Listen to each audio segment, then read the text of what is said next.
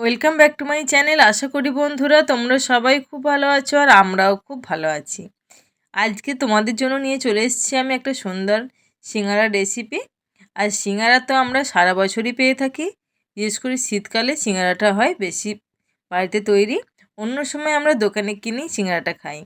চলো আজকে আমি কিভাবে সিঙ্গারাটা তৈরি করব তোমাদের সঙ্গে শেয়ার করি। প্রথমে আমি নিয়েছি বেশ খানিকটা সর্ষের তেল, এখানে 5 টেবিল স্পুনের মতো। সর্ষের তেলের মধ্যে আমি দিয়ে দিচ্ছি একটু কাঁচা লঙ্কা কুচি, এখানে 4 টেবিল স্পুনের মতন কাঁচা লঙ্কা কুচি দিয়ে দিলাম।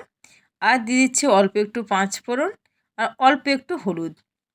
আর নিয়ে নিচ্ছি ফুলকপি, আমি ছোট্ট ছোট্ট টুকরো করে কেটে নিয়েছিলাম। সেই ফুলকপি দিলে শীতের কালেতে খুব ভালো লাগে। আর ওর মধ্যে দিয়ে দিচ্ছি বেশ খানিকটা নুন। নুন দিলে ফুলকপিটা নরম হয়ে যাবে আর তাড়াতাড়ি ভালো মতন ভাজাও যাবে। 2-4 মিনিট নাড়াচাড়ার পর দিয়ে দিচ্ছি ছোটো ছোটো করে টুকরো করে রাখা গাজরের কুচি। এখানে আমি বড় কাপের 1 কাপের মতন গাজরের কুচি নিয়েছি। আর দিয়ে দিচ্ছি ছোটো ছোটো টুকরো করে রাখা আলু। আলুটা কিন্তু বেশ অনেকটা পরিমাণ আলু আছে। দেখো তোমরা পরিমাণটা যে যা নিজের ইচ্ছে মতো দিয়ে দেবে। আর দিয়ে দিচ্ছি অল্প করে নুন। নুনটা দিলে কি হবে, তাড়াতাড়ি আলুটাও সিদ্ধ হয়ে যাবে। এরকম ঢাকা দিয়ে আমি রেখে দিলাম। আর গ্যাসের ফ্লেমটা লো রেখে দিয়েছিলাম যাতে আলুটা থেকে জলটা বেরিয়ে ভালো রকম সিদ্ধ হতে শুরু করে। দেখো জল বেরিয়ে গেছে। আবার আমি একটু ঢাকা দিয়ে রেখেছিলাম, ঢাকা দিয়ে রেখে চলো এবারে খুলে দেখি কতটা সিদ্ধ হয়েছে।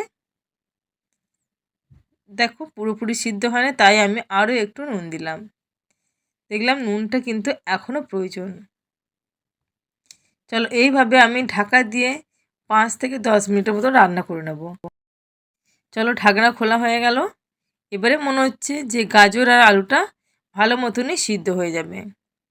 আর ওর মধ্যে আমি দিয়ে দিচ্ছি আদার পেস্ট। আদার পেস্টটা আমি 2 টেবিল স্পুনের মতন আদার পেস্ট দিলাম। দিয়ে একটু নাড়াচাড়া করে নেব। নাড়াচাড়া করার পর এবার আমি দিয়ে দিচ্ছি 2 টিস্পুন ধনের গুঁড়ো, এটা ভাজা ধনের গুঁড়ো।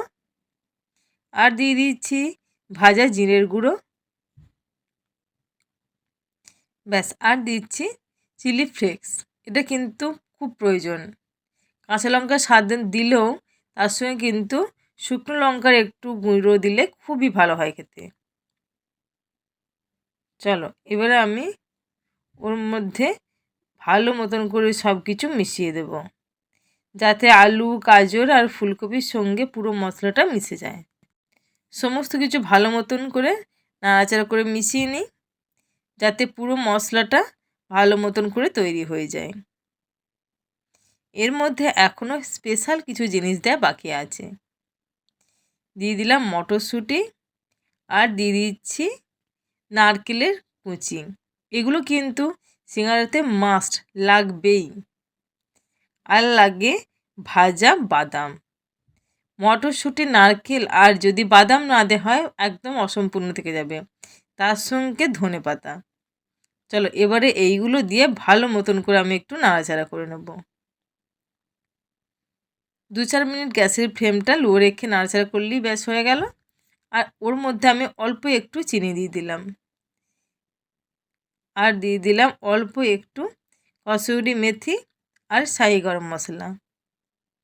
সমস্ত কিছু দিয়ে ভালো মতন করে গ্যাসের ফ্লেমটা লো রেখে নাড়াচাড়া করে নেব, যাতে তলায় লেগে না যায়। চল এবারে আমি ময়দাটা ভালো মতন করে মেখে নিই। ময়দা নিচ্ছি, ওর মধ্যে দিয়ে দিলাম নুন আর দিয়ে দিলাম চিনির গুঁড়ো। আর দিয়ে দিচ্ছি অল্প একটু কালো জিরে। সমস্ত কিছু ভালো মতন করে মিশিয়ে নেব। মিশিয়ে নেওয়ার পর আমি দিয়ে দিচ্ছি সাদা তেল বা রিফাইন অয়েল। পরিমাণ মতন রিফাইন অয়েলটা দিতে হবে, যার মধ্যে কিন্তু তেলটা ভালো মতন করে মিশে যায় ময়দাতে। আর সেই তেলের পরিমাণটা বেশি হওয়া প্রয়োজন, কারণ ময়দাটা বেশি ময় না হলে সিঙ্গারাটা মুচমুচে হবে না। চলো সমস্ত তেলটার সঙ্গে ময়দাটা ভালো মতন করে মিশিয়ে গেছে। দেখো মুঠো করলে যখন শক্ত হয়ে যাবে, যে টাইট একটা ভাব আসছে, তখনই বুঝতে হবে যে ময়ানটা ঠিকঠাক হয়েছে। এবার আমি অল্প অল্প করে জল দিয়ে বেশ সুন্দর একটা ডো বানিয়ে নেব। দেখো আমার ডোটা রেডি হয়ে গেছে। এবার আমি ওর মধ্যে থেকে ছোট্ট ছোট্ট লেচি কেটে নেব, খুব ছোট নয়, যেমন আমরা রুটির লেচি কাটি সেই রকম, কারণ এটা একটু বড় লেচি না কাটলে হবে না, যেহেতু এটা হবে সিঙ্গারা। দেখো এইভাবে আমি ভালো মতন করে বেলে নিচ্ছি।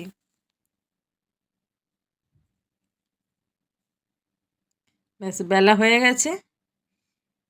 এবার আমি মাঝখান থেকে ছুরি দিয়ে কেটে দিলাম, কেটে দিয়ে সিঙ্গারার শেপ তৈরি করে নেব। প্রথমে আমি অল্প একটু জল দিয়ে দিলাম, জল দিয়ে দুই দিকটা ভালো মতন করে সিল করে নিলাম। ব্যাস সিল হয়ে গেছে। এবার হাতে এইভাবে ধরে নিলে কিন্তু পুরটা দিতে খুব সুবিধা হয়। দেখো এইভাবে আমি চামচের মধ্যে পুরটা নিয়ে সিঙ্গারার মধ্যে পুরটা একটু ভরে ভরে দিয়ে দিলাম, দিয়ে এবারে আমি আস্তে আস্তে মুড়ে দেবো। প্রথমে আমি এইটা আগিয়ে নেব, যেই দিকটা আমি মানে কি তৈরি করে নিয়েছিলাম, তারপর আবার একটু জল দিয়ে ভালো মতন করে সিল করে দেবো। ব্যাস সিঙ্গারা রেডি হয়ে গেল। ব্যাস সুন্দরভাবে সিঙ্গারা কিন্তু দাঁড়িয়ে গেছে। সিঙ্গারা দাঁড় করানোটাই করছে মেন একদম, যাতে সিঙ্গারা হেলে না পড়ে যায়। দেখো আমাদের সিঙ্গারাগুলো কিন্তু সমস্তটা দাঁড়িয়ে আছে। এবারে দেখো কড়াইয়ের মধ্যে অনেকটা তেল নিয়েছি, তেলটা কিন্তু খুব গরম করে নিইনি, খুব গরম করলে মুচমুচে ভাব আসবে না। হালকা গরম করে নিয়েছি, গ্যাসের ফ্লেমটা হাই রেখে দিয়েছি। এবারে বেশ কয়েকটা সিঙ্গারা দিয়ে দিলাম। সিঙ্গারাটা দিয়ে গ্যাসের ফ্লেমটা লো করে রেখে দিতে হবে, দিয়ে সিঙ্গারাগুলো আস্তে আস্তে উল্টে পাল্টে ভেজে নিতে হবে, যাতে দুদিক লাল হয় সেদিকটা কিন্তু সব সময়ের জন্য খেয়াল রাখতে হবে।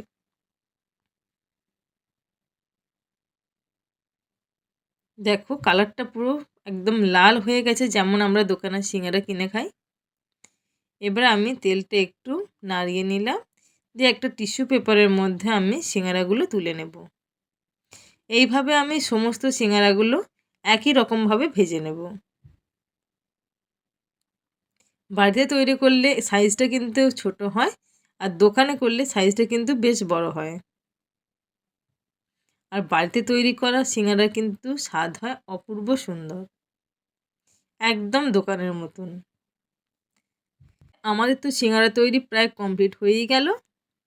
দেখো সিঙ্গারাগুলো কিন্তু খুব সুন্দর ভাজা হয়েছে না হয়নি সেটা তোমরা অবশ্যই আমাকে কমেন্টে জানাবে। আর আমার এই সিঙ্গারা রেসিপি তোমাদের কেমন ভালো লাগলো সেটাও জানাবে। এইভাবে তোমরা অবশ্যই বাড়িতে সিঙ্গারা তৈরি করে খাবে, আর খেয়ে বলবে কেমন লাগলো। আর খুব সহজ রেসিপি, একদম বেশি ঝামেলা নাই। তোমরা তাহলে ভালো থাকবে, সুস্থ থাকবে।